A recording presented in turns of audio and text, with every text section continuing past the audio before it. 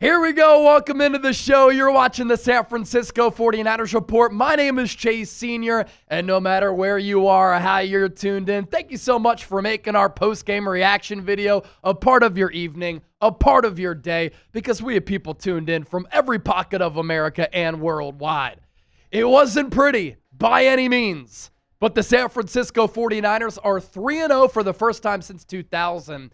And they win this game on an Eddy Pineiro field goal at the horn after Mac Jones able to matriculate the Niners down the field and put together a really impressive game-winning drive. The final 16-15, San Francisco in sole possession of first place inside the NFC West, and the Niners among a handful of teams across the NFL who are still undefeated here going into Week 4.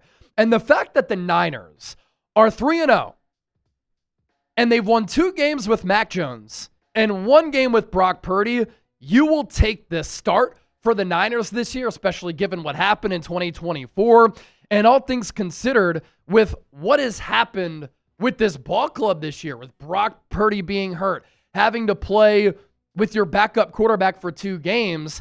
Very impressive that San Francisco is now 3-0 on the year.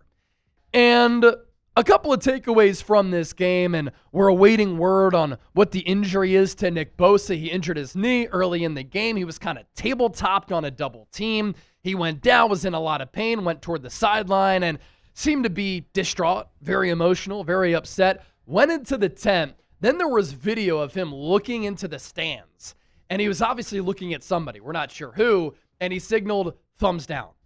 But after that, he did do some high knees on the sideline. If Nick Bosa is out for a long time, obviously it's disastrous for this 49ers defense, but we're awaiting word on what exactly that injury is. I guess it's a good sign that he was able to do some quick twitch stuff on the sideline. But the fact that the Niners defense played as well as they did for the remainder of the game and really a majority of the game without Nick Bosa, very impressive. Robert Saleh's unit really did come to play. And you saw a collection of players really stepping up. Now, without Bosa, you saw Yetur Gross-Matos and Bryce Huff at defensive end. Bryce Huff had another really good game. Had a sack of Kyler Murray and was very active in the backfield. A couple of good plays against the run. Mykel Williams, once again, was terrific. He seems to get better week in and week out. But this is the sign of great coaching, right? And this has been a consistent storyline to start the year for San Francisco. Robert Saleh is without Nick Bosa. Okay, it stinks that a guy who's played like a Defensive Player of the Year candidate out for a majority of the game. How do you make do without your superstar defensive end? Well, Robert Saleh mixed and matched some of his fronts. He got very creative at times. Sometimes he would get aggressive. Sometimes he would get exotic. And for the most part, I thought San Francisco did a really good job of bottling up Kyler Murray. Kyler Murray is going to get his at points, and he's going to pull off some plays where he's going to be able to use his quick feet. He's going to be able to scamper, pick up yards with his legs. He's going to be able to make throws and plays downfield. But Robert Saleh and Nick Bosa said going into this game that they had some secrets up their sleeve for how to contain Kyler Murray. And I thought the Niners' plan and approach on the defensive side of the ball was a damn good one. Kyler, 22 of 35, 159 yards. He averaged 4.5 yards per completion, 1 touchdown, no picks. And then on the ground, 6 carries for 37 yards, 6.2 yards per carry. And so Kyler Murray is so difficult to defend. The Niners have really struggled in years prior with defending mobile quarterbacks. I like the plan today. There were some twists and stunts up front. They had disciplined pass rush lanes. At times, I did see a quarterback spy. You saw Jair Brown playing a little big nickel. At times, you brought the corner blitz to move Kyler Murray off of his spot. This type of defensive performance, closing out another game, coming through in big moments, bending but not breaking, having to play a bunch of snaps, but not getting worn down, fatigued, and mentally checked out. It just doesn't happen in 2024. And so I just can't continue to say enough good things about Robert Saleh and what he's been able to do to start this year. As for Mac Jones threw a pick and gave the Cardinals an opportunity to win this game. But just like Brock Purdy did in week 1, at the quarterback spot, especially when you're aggressive and a little bit of a gunslinger, you have to have that short recall. You have to have that short memory. You have to have that mindset where if you do make a mistake, you got to flush it. You got to move on. Purdy did that week 1 on the road against Seattle. Seahawks are looking damn good. They just dominated the New Orleans Saints today. And Mac Jones did that in this game. So in totality, Jauan Jennings is out. Ricky Pearsall balled. He was one of the MVPs of this game offensively. He had 8 catches for a $117, 14.6 yards per catch, including a wonderful 33-yarder down the near sideline to set up a late score. But you're without without Jauan Jennings. You don't have Brandon Ayuk, obviously. George Kittle is out, and Mac Jones made do. And when it came down to it, when he needed to march the Niners down the field, him and Kyle Shanahan put together a very impressive drive to win the game. And the execution, the thought process, the tempo, the plan, it was fantastic. Now, the first play of that drive, 11-yard pass, Mac Jones, it was short over the middle to Jake Tunches to the San Francisco 31. Then after that, that was following an incompletion. Then it was a 10-yard pass from Mac Jones over the middle to Sky Moore. He barely played wideout in this game, gave the Niners some juice as a returner. He gets included in the receiving group and has a big play in this ball game. What the championship level teams do, everybody chips in. Then there was a 5-yard penalty on an illegal use of hands on Arizona. Then after that, Mac Jones, a 7-yard pass to Kendrick Bourne, who once again steps in, has some big plays in this game, just like he did against New Orleans. After that, an 11-yard pass from Mac to Kendrick Bourne again. That takes the Niners to the Arizona 36. They're within range for Eddy Pineiro, but Eddy Pineiro doesn't have that strong of a leg. After that, an incompletion, Mac passing complete deep left. Then a 20-yard pass on a design screen. It was beautiful, where you had blockers pulling, blockers out in front, and Mac takes just enough time to throw the ball to McCaffrey, letting those blocks get set up downfield, and then McCaffrey takes it down the field for 20 yards to the Arizona 16, and that ended up being a chip shot for Eddy Pineiro. And let's talk about Eddy Pineiro. You know what we're calling him now because he's money? Eddy Dinero Pineiro. How about how he stepped in for Jake Moody? And Jake Moody would have never had the performance that Pineiro had today. And Pineiro, with what he's been able to do the last 2 weeks, he misses the first PAT on the road against the Saints. Then he comes back right down the pipe, drills kicks from 44 and 46 yards. And then today, big-time stuff from Eddy Pineiro. Top 5 most accurate kicker of all time. He goes 3 of 3, 1 of 1 on his extra points. He hits a 51-yarder with room to spare, and so the leg is a little bit better than what I've given him credit for. And then it was a no-doubter. Game on the line, down by 2, needed a field goal, and Eddy Pineiro, with all the confidence in the world, drilled that kick right down the pipe.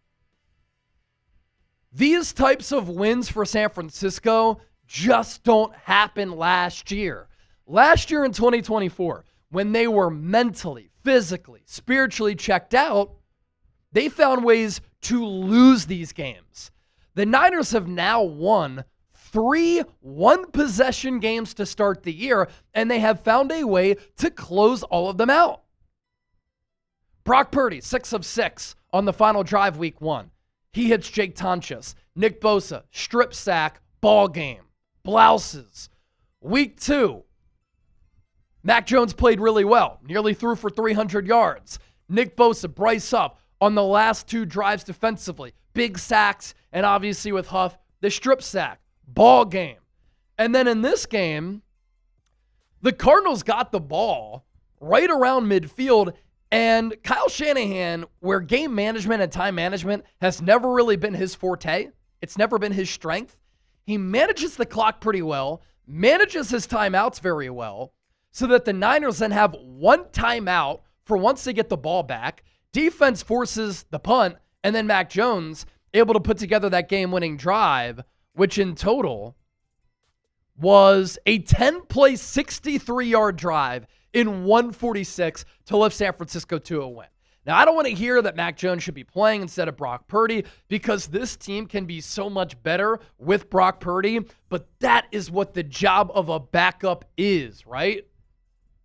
Come in when your starter is hurt, and he played fantastic games last week and this week, and he went 2-0, and now San Francisco 3-0 in a division where Arizona now dropped to 2-1, Seattle 2-1, they've won 2 straight, and the Rams today lost a crazy game to the Philadelphia Eagles. They are 2-1.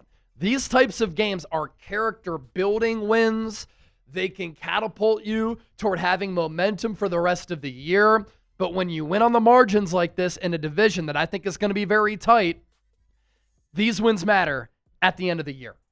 More to get to here coming up, but our sponsor for our post-game show, our friends at Prize Picks. You and I make decisions every day, but on Prize Picks, being right can get you paid. Don't miss any of the excitement this season on Prize Picks, where it's good to be right. #1 fantasy sports app in North America. You can win big up to 2,000 times your money. Available all across the country where you can win money watching sports. And right now, when you play your first $5 lineup, you get $50 in lineups. Claim your $50 now at prizepicks.com/CLNS. Simple to play. You pick more or less on 2 to 6 player stat projections. If you get your picks right, you could cash in. And Prize Picks also puts their users first. All withdrawals fast, safe, and secure. They offer Venmo, Apple Pay, MasterCard, and more for quick and easy deposits into your account. Here's how the game works, right? We're going to go 3 for 3 today because Christian McCaffrey, more than 36.5 receiving yards. Check. Kyler Murray, less than 220.5 passing yards. Cha-ching. And Patrick Mahomes, Sunday Night Football, going to go more than a half passing yard. That's the special from Prize Picks, and they do that every week. New users, play $5, get $50 instantly in lineups. Real money sports action made easy. prizepicks.com/CLNS. Download the app, create an account, and get started today. Now we move forward here in our post-game reaction show. We looked at the numbers earlier. Mac Jones, 27 of 41, 284, 6.9 yards per completion. What was impressive about Mac, too, how he had to battle. I mean, he was hobbled with a knee injury. He put a brace on that thing, could barely walk on the sideline, but in between the lines, he mustered a lot of strength to fight through it. This is why Mac Jones gets so much respect from his teammates, because the guy is a gamer. And Nick Bosa even said it after the game last week. Like, it's cool to have a backup with so much swagger.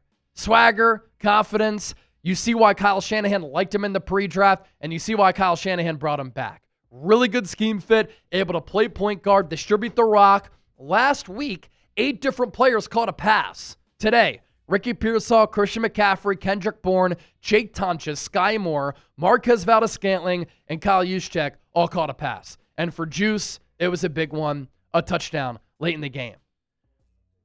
That is a fantastic way of spreading the football out. Now, we do have a Nick Bosa update. Chip, what do we got? Okay. So for Nick Bosa, word coming in from producer Chip, doesn't look to be an ACL, but is going to have to undergo additional tests to see exactly what is going on. That is obviously the best news possible, I guess, that you can get. Here's a direct quote from Shanahan. No, we can't rule anything out. They checked for the ACL and stuff there. He was good with that, but we're still not sure, so we got to check with more things tonight and tomorrow. So it's a positive sign that Nick Bosa didn't tear his ACL, but there's a lot inside that knee that can go wrong. And what is a little bit concerning is that Bosa was double-teamed, kind of tabletoped, as I mentioned earlier, and then, went down awkwardly and didn't really have a stable base beneath him. And so his leg and body kind of went the wrong way. And the Niners may have made do without Bosa today, and that's just coming down to really good coaching. because Robert Saleh just found ways to be able to have the Niners front be successful, stopping the run. They didn't really generate much of a pass rush. That's not sustainable. But if the Niners are without Nick Bosa for a long time, obviously that is a big concern if he's out for a long time.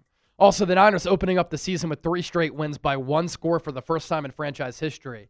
And in case you missed it earlier, the Niners 3-0 for the first time since the year 2000. Shanahan also on Mac Jones, who hurt his knee on the drive that ended with the 4th down incompletion near the goal line. The way he came back on that last drive was unbelievable. Mac Jones is just a gamer. Mac Jones is a baller. Just a gut check, big-time type of win for San Francisco against the Cardinals team, by the way, that I think is legit. I think the Cardinals are a quality opponent. Their defense wouldn't surprise me if it's in the top half of the league. They're clearly building something that is special to at least allow them to be a competitive team. But this is also a Cardinals team that swept the Niners last year. Kyler Murray had won 3 of his last 4 games against San Francisco. If you lost another one, would have been a bad luck, and would have been a bad look, and you would have had these "can you beat Kyler Murray?" question marks kind of surrounding your organization. But to beat a quality opponent, to come back the way that the Niners did it, 10 points in the 4th quarter, a hard-earned victory, a comeback victory, a gut check victory, and another clutch victory for San Francisco. Also, got to give flowers to Christian McCaffrey. I mean, the guy to start the year has been used a lot, and he has been incredible for this Niners team. For the 3rd straight game, he goes over 100 all-purpose, 17 carries for 52 yards, only 3.1 yards per carry. The Niners do have to do a better job of finding ways to run it successfully, although sometimes that's due to going up against loaded fronts.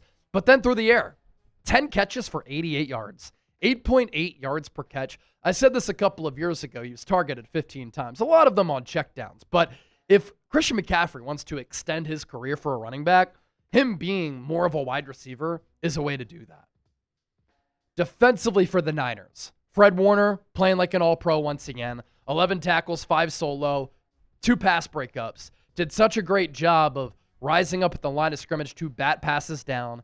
D. Winters, 8 tackles, 4 solo, a pass breakup, a quarterback hit. He continues to fly around. He doesn't look like Dre Greenlaw because Greenlaw's bigger than him, but they play very similarly. Sam Okuwanu having to get more extended snaps without Nick Bosa. I thought he played well. Upton Stout had a massive pass breakup late in the game on Zay Jones. The Cardinals, on a 3rd and 9, threw it downfield for the kill shot. And Upton Stout fought until the end of the play to break that pass up. Helped to win the game. Bryce Huff, 1 sack, 1 TFL, 1 pass defended, 2 quarterback hits. What a steal for San Francisco. I said it right when the Niners acquired him. That's going to end up being a highway robbery move, a 5th-round pick, which can become a 4th, and they're giving him under $8 million. The last 2 weeks, he's earned that. Jair Brown playing a little big nickel. I like him there. Diamador Lenore, we didn't call his name a lot. That's always good for a corner. Continues to hold up well. The PFF numbers aren't great for him, but he has been outstanding in coverage with a lot of sticky coverage. Again, Sky Moore gave this team some juice as a returner here today. This was a complete all 3 phases type of win for the Niners. And one of my takeaways coming out of week 2, how the Niners are playing complimentary football. They are playing very complimentary football. Grade this Niners win over the Arizona Cardinals, A, B, C, D, or F. As always, join the conversation down in the comment section. Thanks to everybody who tuned into our watch party. 115,000 plus views, $1,100 in super chats. What we do wouldn't be possible without all of you, and we love you and appreciate you so much.